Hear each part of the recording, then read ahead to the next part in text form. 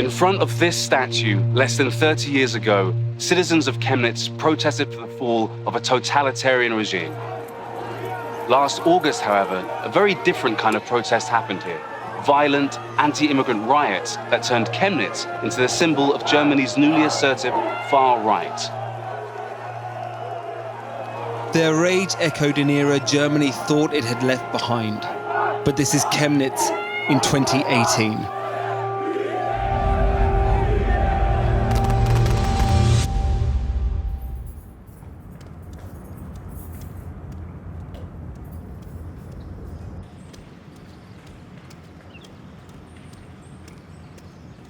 The Brühl Boulevard was a really important part of the city. And then when the wall came down, everything changed. And the place was dilapidated for like about 20 years. And so Inspire came in here about 4 years ago. We talked to the city council and we said, look, here we're a handful of Christians from different churches and we just want to try and be a part of breathing new life into this place.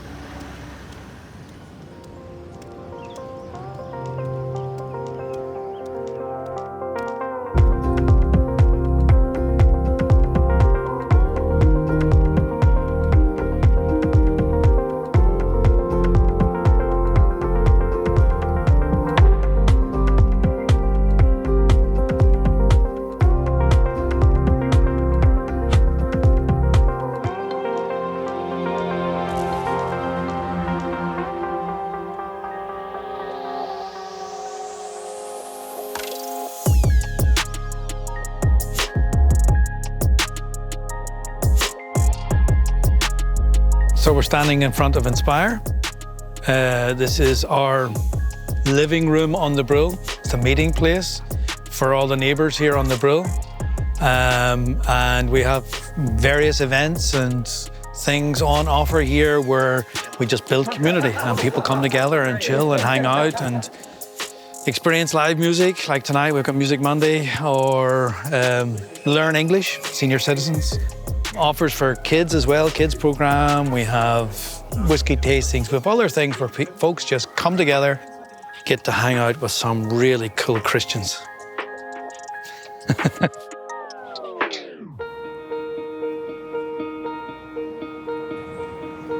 I've been blessed to be involved in a lot of interesting projects and blessed even just to come as an Irishman to Germany and work in the German United Methodist Church. But this is pretty radical even for me. I thought I was very progressive and out there and streetwise. It's asked me to totally reevaluate and rethink what mission is, what ministry is, even what church is.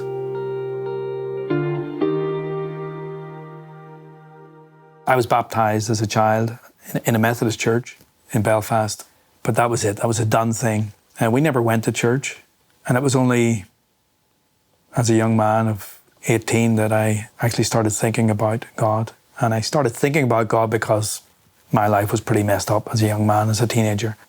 And for 2 years, I abused substances. I sniffed glue for 2 years.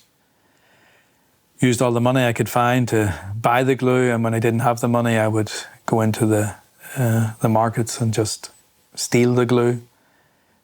At a pretty critical turning point, God reached into my life there and heard my prayers and changed the direction of my life.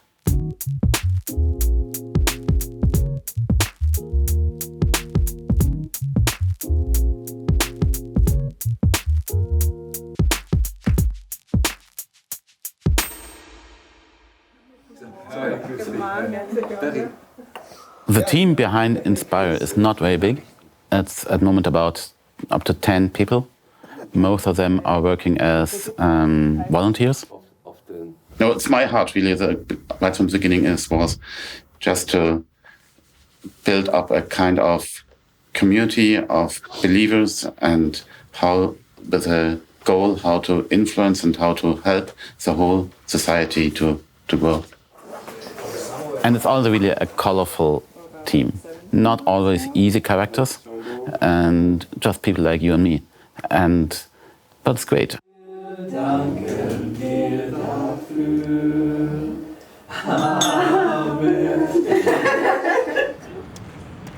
So this is the best cafe on the Brühl. Yes. Hi, Tina. Hi. How you doing? I just wanted to ask about tonight. Inspire is about ministering to people. It's about serving people. It's about serving this community. Set up here in front of the windows here with the we like to put it this way. Yeah. People of good faith working with people of goodwill.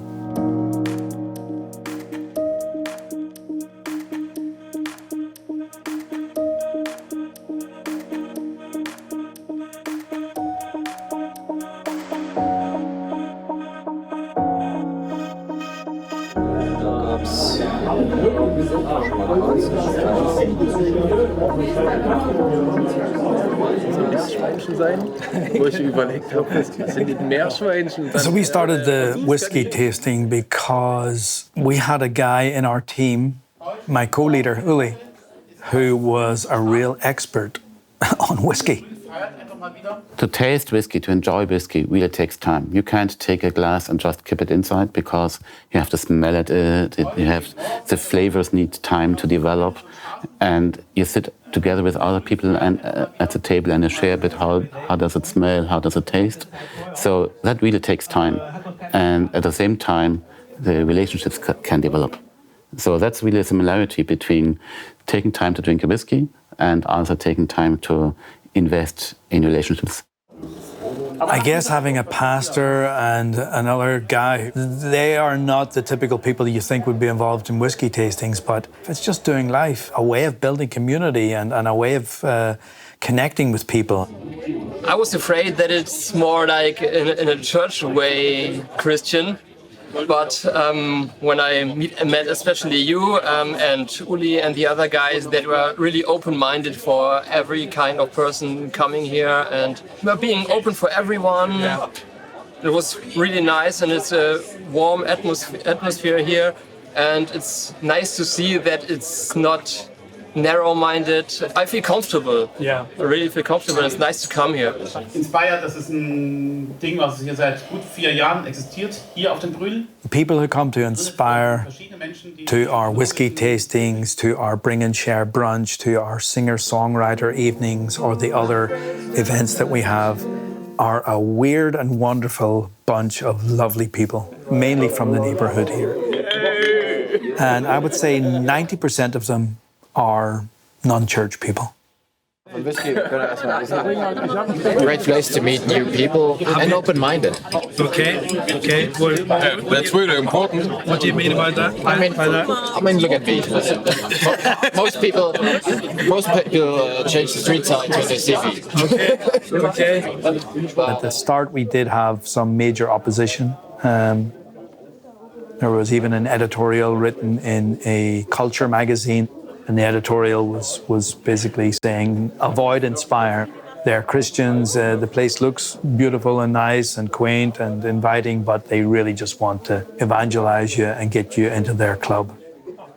And this kind of shocked us at the start, but we served people and people got to know us.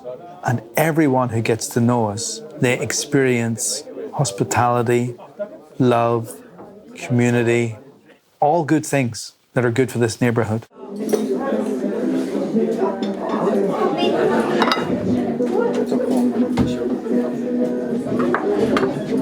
People just have like a potluck breakfast brunch thing, bring something to eat and just enjoy being here together, enjoying the community. Just a few weeks ago, we had Easter, and we had the opportunity just as Christians to talk about what Easter is, and we were really surprised that a lot of people had no idea what Easter was about and what the meaning of Easter was. We are no Christians, and that's why it was okay they are Christian, and they do Christian things, and okay. And so I thought it's a community, and so I will not fit in. Okay. So because I'm not a Christian, and I know Christian people, they always ask, okay, do you believe in God? So no, so why? And it's not not that nice talking with them, and so it's, I don't like it. So that's why I thought I will not fit in here, and so I will not come here. I'm here right now. But now I'm here, and I love it to come to the Sunday brunch. And here it's open, it's cool, it's relaxed, and it's great. And a lot of nice people. I get the question. I understand the question. People from maybe a traditional church environment are asking, where's the spiritual formation taking place? Where's the worship services? I get that. I actually think that building community, doing life with these people, our friends, our neighbors, because Jesus is a part of my life, I also do Jesus with them, if I can put it that way. And in the everyday connections that we have, we just have an opportunity to worship, to serve, to bless, to be salt and light in this part of town. And I actually, in many ways, see our Music Monday singer-songwriter evening as an act of worship. I am dreaming about living on a little island. People are spiritual beings. They might not be interested in our church events, but it doesn't make them any less spiritual. They also want to make a connection with something greater than them. So we also offer Holy Communion from the bar. At the end of the bar, we have this little picture with a cross on it and the words love, you. And so we invite people to this cross and offer them Holy Communion. Frankie's the first guy you see when you come in to Inspire on a Monday night to the singer-songwriter concerts. And Frankie has gotten to know the team here really well. He comes, he always drinks a mango lassi, he always drinks the same drink. It's kind of like a milkshake drink. He says, we're just introducing tonight Holy Communion from the bar. And he asked me, he says, are you a pastor? And I says, yes, I am. And he smiled. And he said, oh. And I says, yeah, come on over and have a look. So I put the wafers out, and I didn't have any wine at hand. So I grabbed a bottle of cranberry juice and I put it into 2 little glasses. And I was just about to serve Frankie whenever he grabbed the wafer and took it. And he said, broken for you. And he served me. I wanted to serve him, but he served me. And he blessed me. And I am just so proud that the very first person to experience Holy Communion in Inspire was my mate, Frankie. We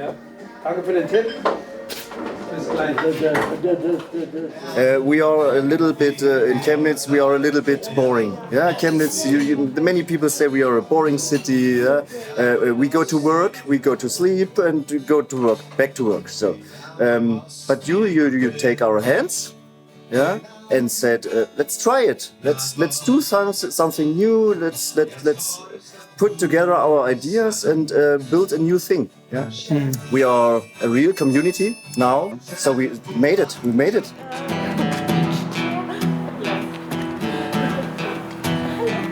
Near Bembridge Town in the county town one morning last July. I'm coming from Northern Ireland, which was a divided society. I grew up in that divided society. Belfast is a walled city. I come to a country which was also formerly divided. And I've learned through my experiences in Northern Ireland how important reconciliation is, how important bridge building is, how important it is to try and understand the other. And so when I see what's going on currently in Germany and more specifically right here in Chemnitz, where there's this massive problem with racism and right-wing neo-Nazi politics and propaganda. Inspire's right in the heart of it. Building bridges, breaking down walls, doing life with all kinds of people.